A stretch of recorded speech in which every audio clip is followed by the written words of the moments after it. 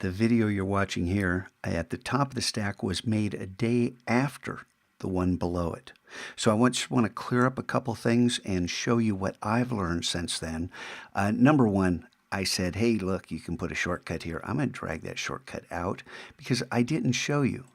I'm telling you how to work smart, okay, how to save your files intelligently. If I know I'm going to be working in a folder, I can drag it over here so I can get directly to that folder in any Finder window.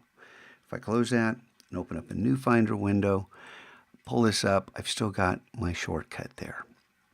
Okay, in the following video, when I click on the Illustrator file, I don't get a preview like this. I do get a preview featuring both layers. You know, I see the pattern. Whoops, that's a JPEG. The Illustrator file. I see the pattern itself and the tile. This is a problem for when you have all these files. If I switch over to Bridge, it becomes an even bigger, over to Bridge, there we go. It becomes a bigger problem when you're previewing patterns here. If I come, this is just the same path as in the Finder.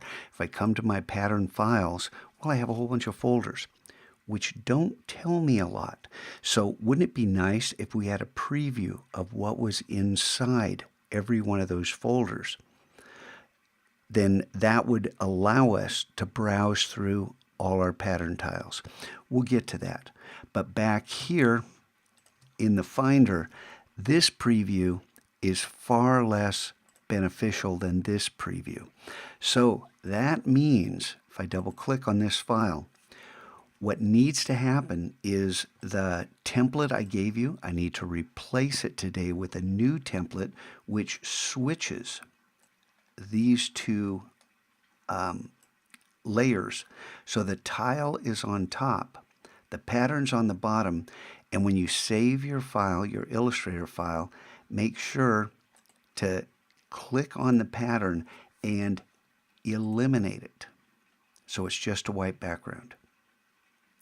Then up on this uppermost layer, I'm going to zoom out a little bit,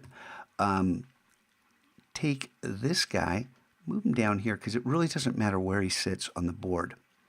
And then I'm going to move this up. Where's the center? Close enough, huh? There we go. Intersect. That's right, dead center. So now, oh, and I didn't option drag him, silly me.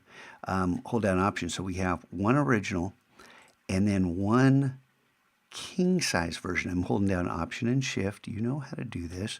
One king size version, which then when I save this file and close it, I still have all the patterns that I made. But back here, now the preview in Illustrator shows me which tile I'm using. It doesn't show me this goofy pattern because what the heck did I make this pattern out of? If you want to find a direct path back, now if we click on PO2, you can see the Illustrator file here.